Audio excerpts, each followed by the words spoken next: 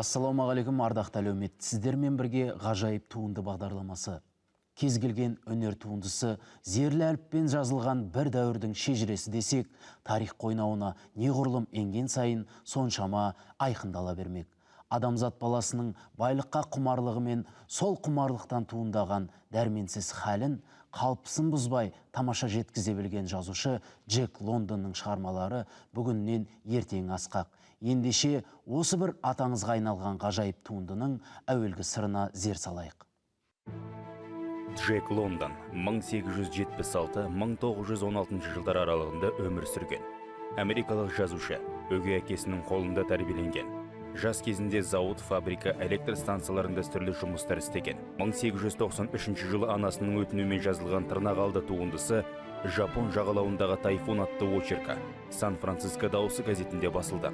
Сонан кейін көптеген әңгімелері, повестері, романдары жарыққа шыға бастады.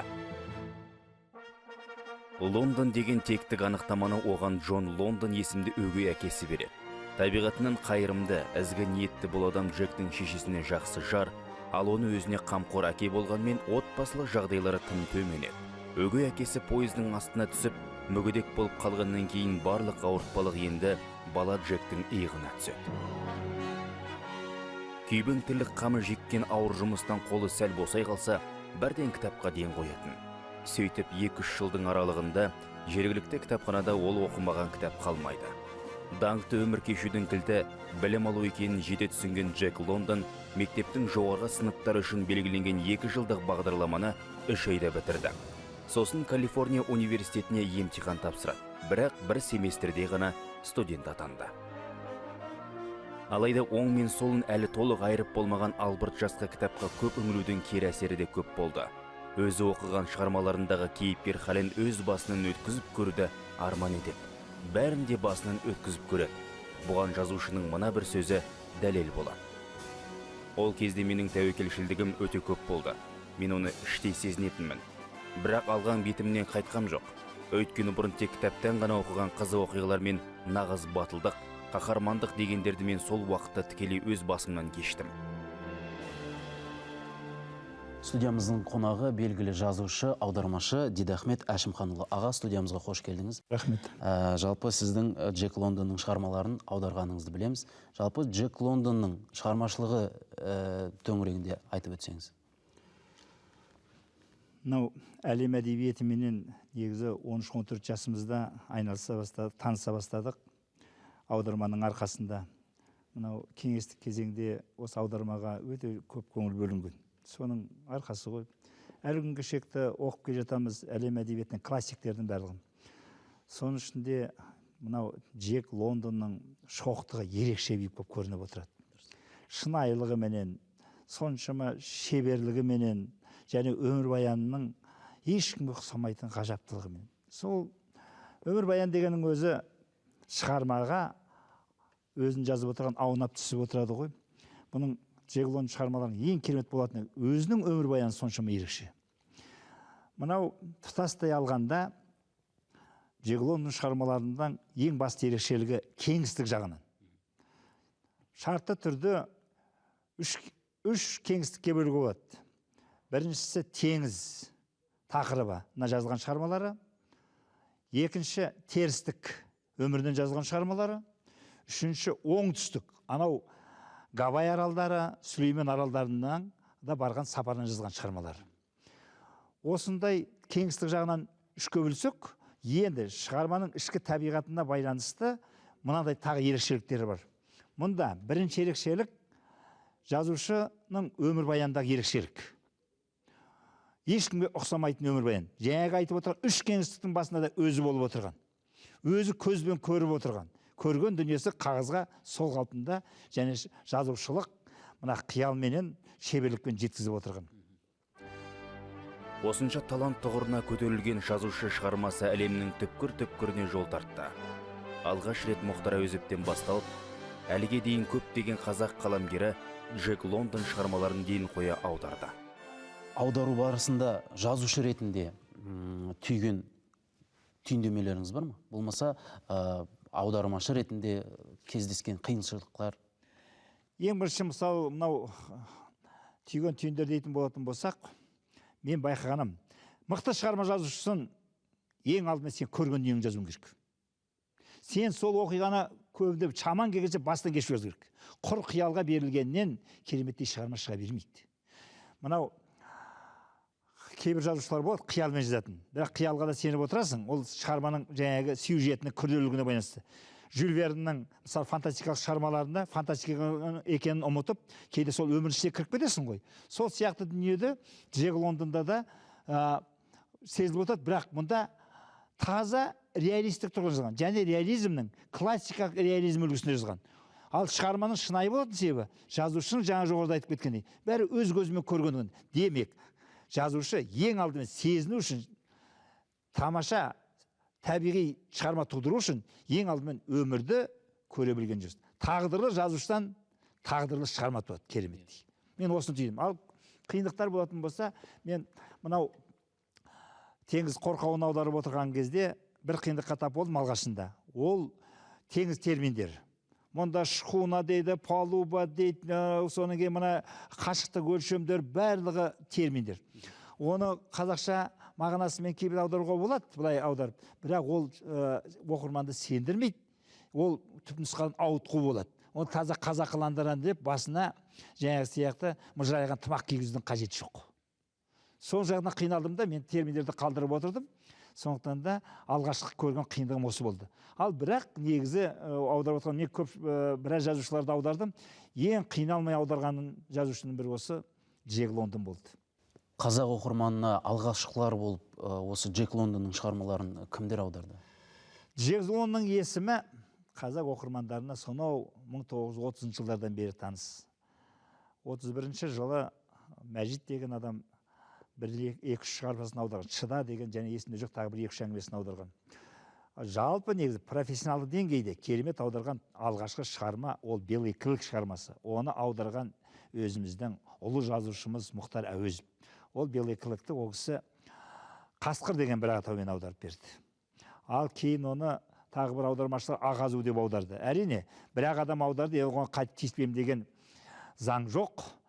Әркім өзінің шама деңгейінде аударып шығады. Мысалы, мынаның ішінде Өмірге құштарлық деген әңгімені мен де аудардым, оны Сейфулла Оспанов та аударды. Сол сияқты дүниелер бола береді ондай.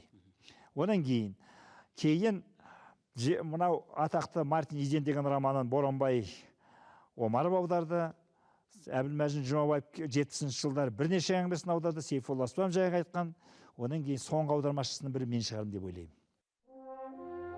17 жастағы Джек 1893 жылы үш желкенді шапшаң жүзетін Софи Сазерлен кемесіне теңізші болып жалданды.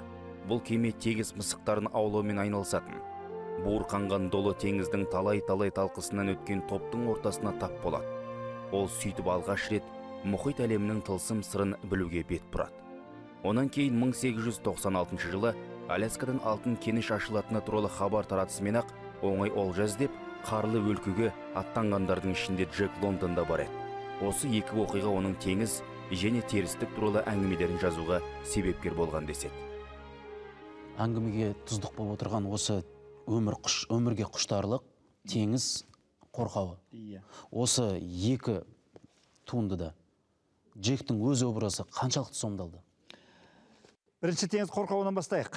Мұның орысша атауы «Морской волк». Алғашқы кезде мен аударып отырған кезде ақ қағаздың басына теңіз көкжал дедім де қойдым, ары қарай оқып кеттім. Аяғынан оқып шықтым. Оқып шыққан кезде, біткен кезде теңіз көкжал деген сызып тастадым да теңіз қорқауы деп алдым. Оның себебі капитан Ларсеннің бүкіл іс әрекеті тірлігінің барлығы көкжалдықтан бұрын қорқаулығы басым екен. Сондықтан да екіншіден оқырмандарды сақтандыру үшін оқырмандарды да мынау соған анау жігеріне қайсарлығына құлап қалмай, оның қазақша айтқанда иттігіне, озбырлығына да көз жете түссін деп, мен соны ойлана келіп, теңіз қорқауы деп болдым. Біз қазақта айтады, қорқау ғой дейді ғой. Қазақта сөз бар ғой. Қорқау деген әрине ол бір даланың аңы, қасқыр тектес, оны білесіздер. Сондықтан да мен сол үшін алып отырмын. Енді теңіз сол қорқауын аударып отырған кезде бір риза болатынның бұл жерде адам алған бетінен қайтпайды. Капитан Ларсен. Оның жанында келе жатқан көмекшісі.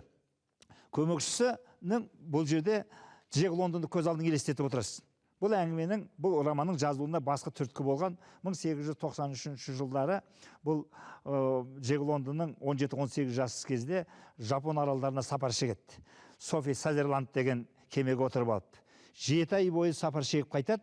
Сол қайтып келген кезде сол соншама азапты қиын жолдан бар тапқан ақшасына басында бір қалпақ, үстіне бір жөндік бір костюм, шалбар.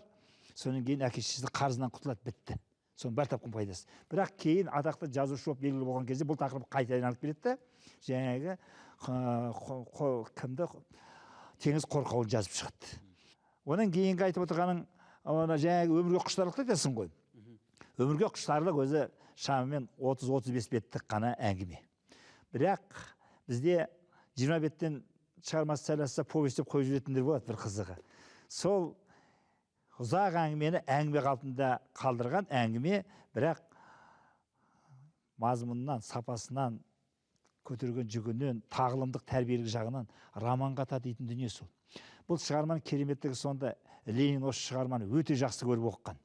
Оның себебі, мына өмірді сен байлық іздейсің, басқаны іздейсің, бәріне бар. Бірақ ең қымбат дүниеде өмірде адамға бір күндік сәуле, Мұқағали айтқан. Бір сәттік сәуле өмір ғана. Өмірден қымбат ештеме жоқ. Ана барлық жиған тергеніңнің барлығы сол өмір үшін қызмет ету керек. Ал ең аяғында жинап әкелген алтынның бәрі қайда қалғанын да білмейді. Шыбын жанын әрең аман алып қалды ғой. Енді аман алып қалған кезде бір алыста жатқан бір теңіз жағасында тұрған бір кеменің адамдары кездейсоқ ана бүдірмен көріп отырып, көріп қалғаннан кейін аман алып қалады ғой. Алып кеп тамағын беріп, аузына еріне су жағып, аман алып қалған кейін бірінші сөзі көзін ашқанда бет. Кемелеріңде азық-түлік қоры таусылып қалған жоқ па дейді, бар ма дейді. Сонда қарап отырсаңыз, қазақ айтқандай, ашаршылықта жеген құйқан дәмі тәтті дегендей, аштық бірнеше күнгі, сүйегінен өтіп кеткен. Дүниені тек қана тамақ жағынан ғана көреді. Басқа ештеме емес. Енді тағылымды жағын қарасақ, сонда Джек Лондонның тағы бір ерекшелігі шығармасының соң керемет жақсы түйіндейді. Сонда мынандай сөз бар. Анау матростар бөлменің ішінде жүріп қараса, жаңағы жолдан тауып алған адамның төсегінің басында үзім нандардың қоқын бәрін жинай берген. Иә, тағы да қорқыныш аш қалдым ба деген. Мына бізде қазақта тексіз деген сөз бар. Тексіздер қанша байыса да, мына қара тиынның артық жұмсағысы келмейді. Біреуге бір нәрсесі бір тиын бергісі келмейді. Өйткені баяғыда ата тегеннен келе жатқан тексіздік бар. Ұқтыңыз ба? Соны мысалы, анау Джек Лондонның осы өмір құштарлығын оқып отырған кезде ең аяғында соны көресің. Тексіздің тірлігін. Тағы да ашырып қалам ба? Ешкімге бергісі келмейді. Ана кемедегі үшін ойлап отырған жоқ. Ертең ана кеме құрып сөйтіп кетсе, төсегінің басындағы тығып қойған нанды жеп аман қалса еді. Эгоизм. Ұқтыңыз ба? Мен соның тіпті шығарманың түйінделгенін аяқталуында керемет сондай қабылдадым, ұнаттым. Шеберлік дейді бұны. Дұрыс айтасыз аға. Ал осы Джек Лондонның жалпы шығармаларындағы қорқаулық, қобырлық, болмаса жаңағыдай тексіздік, дәрменсіздіктен басқа бір тағылым етер тұстар бар ма? Тағылым етер ең басты дүние, жолға шықсаң да, өзіңе үлкен бір мақсат етсең де, ең бастысы қайтпас қайсарлық керек, үлкен рух керек, жігер керек. Бет қаладың бекесің, соған түбіне жету керек. Екіншіден, ылғи алға ұмтылу керек. Өмірде не бір қиындықтар кездеседі, қалай десе жеңіп шығуға тырысуың керек. Иттің өзі байқап отырсаң, иттері Джек Лондонның адамнан артық. Қайран қаласыз. Мына Зопретко дейді ғой, сен Зопреткоды иттердің өмірін жазып отыр. Иттің өмірі, байқап отыр, иттің көзімен қарап отырады. Ол ит евро жазайын деп отырған жоқ. Ең бірінші адам. Адамның өзі иттей ит жанды болу керек не нәрсеге. Мұның айтайын деген негізгі ойлардың барлығы. Айтайын деп отырған жоқ, көрсетіп отыр. Және өзі көріп отырған дүниені. Соны шеберлікпен бере білген ғой. Тағылым, тәрбие, қарап отырсаңыз. Джек Лондонның шығармашылығы ең керемет дүниелердің бірі осы. Адамды рух сыйлау, жігер сыйлау, қайрат беру, қуат беру. Шындығында да ол барлық шығармасына асқақ рухты арқау етті. Қызығы сол, Бала кезінде Джек Лондон теңіз қарақшыларына қалай еліктеген болса, енді өзінің шығармаларындағы кейіпкеріне американдық оқырмандар дәл солай еліктейтін болды. Басқа да әлем әдебиетіндегі шығармаларды аударып келесіз. Ал сол шығарманың түп нұсқадағыдай етіп аудару екінің бірінің қолынан келе бермейді ғой. Сіздің шығармаларыңыз қаншалықты сәтті шықты? Ең алдыменен шығарманың табиғатын түсіну керек. Ол үшін шығарманы ең бірінші дұрыстап отырып оқып, ішкі әуен деген болады. Ішкі әуенді, ішкі ырғақты сезбесең, онда қолыңа қалам алдың керегі жоқ. Саған біреу берген екен, міне алдыңа мына отырған. Соның басында бір аяғын оқып шықпай, бірден бір аудара бастасаң, онда бірден айтайын. Қандай талантты жазушы болсаң да, ішкі табиғатына кіре алмаған ол шығарма түп нұсқадағыдай болмайды. Кейде түп нұсқадағыдай емес, төл шығармадай оқылмайды. Шығарма ең бірінші төл шығармадай, қазақтың өзі жазғандай оқылу керек. Бірақ бұл жерде тағы бір айырмашылықтар бар. Және мынау ағылшындардың өмірін, үндістердің өмірін жазып отыр ғой. Сен соны көрсетіп отырып, тіл жағынан қазаққа жақын әкелу керек. Ұғымға, түсінікке, оқылуында кібіртіксіз, майда ырғақпен суалпен келіп отыру керек. Сонда кейде болып отырады, мысалы тұтастай 3-4 сөйлем кетіп отырады. Ол енді мынау ағылшын тіліне, орыс тіліне, оның кейін үшіншілік бізде кетіп отыр ғой. Сол кезде сен қазақ оқырманды жақындату үшін күрделі сөйлемдерді бөліп аударуға кезең болады. Диалогтар да сол сияқты. Бірақ диалогтарда құрғанда бұның бір қиыншылықтары бар. Қазақтың сөйлеу мәнеріменен ағылшынның, орыстың сөйлеу мәнерінде көп айырмашылықтар болады. Соның ортасынан шығуың керек. Мәселе қиындықтар өзі сонда болады. Осындай дүниедір. Енді мен шығармамды мен пәлендей кереметтей аудардым деп айта алмаймын, бірақ осы уақытқа шекті мықты аудармашылардан да, оқырмандардан да естіген тек қана жақсы пікір. Небәрі 40 жыл ғұмыр кешкен Джек Лондон өмірінің 16 жылын шығармашылыққа арнайды. Артына 24 том еңбек қалдырды. Аптаның 6 күнінде 16-17 сағат үзіліссіз жұмыс істейді.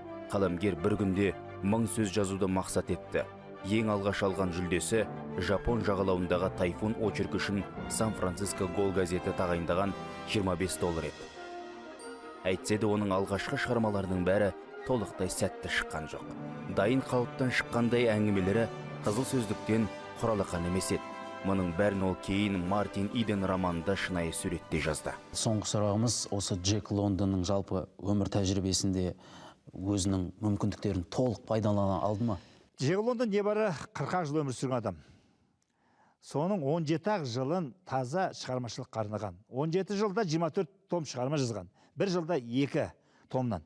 Күніне 17-18 сағат жұмыс істеген. Бірақ өмірінің соңында бұл айтамыз ғой, бұл 40 жыл емес 50-60 жыл өмір сүрсе бұдан да көп берер ме еді деп. Менің ойымша бұл Құдайдың берген, жаратқанның берген дүниесін толық сарқып біткен адам ғой. Ол бұны мен айтпай-ақ қояйын, бұны өзі айтқан. Мартин Иденді оқып отырсаңыз, өмірінің соңында мен айтып, осыншама жеттім, осынша абыройлы бедерім, бай болдым, менде бәрі бар. Енді маған не керек дейді. Түк өмір қызықсыз. Мына өмірде ешқандай қызық қалған жоқ. Джек Лондон өзінің өмір түсінігі солай болған, өмірді мәніне жеткен, соны менен ол шығармашылығын осымен бітірді. Мен одан кейін ағай өмір сүрсе, бұдан да артық керемет шығарма жазар еді, бәленбай том жазады деп айта алмаймын. Тағдыр әркімнің тайқы маңдайына осындай ғұмыр берген, осындай шығарма берген, соны абыроймен атқарып кеткен адам Джек Лондон болған. Сөзім соңында бір дүние айтарым келеді. Әлем әдебиетіндегі ең мықты жазушылар бәрі гуманистер болған. Жазушы болу үшін ол ең алдымен гуманист болу. Адам баласын, ол ана ұлт па, мына ұлт па, ол бай ма, ол кедей ме, ол әйел ме, ол ер азамат па, бәріне адам ретінде қарау керек. Адам ретінде оның тағдырымен ортақтасу керек. Кейде оның кемшіліктерін, қателіктерін шекті ақтап алып отыру керек. Үшіншіден, адам баласы періште емес, оның да күнәсі мен кінәсі болады, жақсылығы мен жамандығы болады. Соның барлығын көрсете білген кезде шығарма шынайы, шын мәнінде оқырманға қажетті дүние болады. Ол жазушының да ұлылығы сонда. Сүбелі ой бөлісіп келгеніңізге мыңда бір рахмет. Студиямызда қонақта болған Дидахмет Әшімханұлы.